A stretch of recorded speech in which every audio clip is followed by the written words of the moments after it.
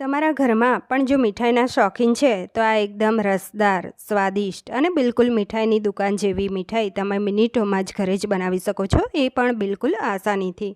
Mixing બાઉલની અંદર અડધી વાટકી મોળું દહીં લઈ ફેટી લેવાનું છે. એ જ વાટકીના માપથી 1 વાટકી સોજી એડ કરવાની છે.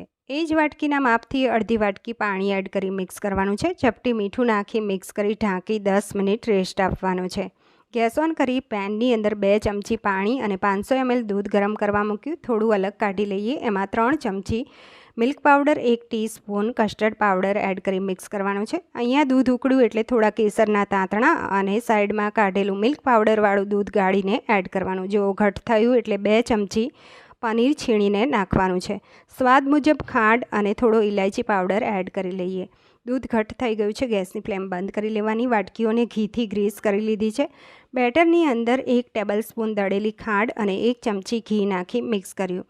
1 ટીસ્પૂન ઈનો અને 2 ચમચી પાણી નાખી મિક્સ કરી વાટકીઓને ભરી અને સ્ટીમરમાં 12થી 13 મિનિટ હાઈ ફ્લેમ ઉપર થવા દીધી. હવે આ મીઠાઈને કાઢી લઈશું.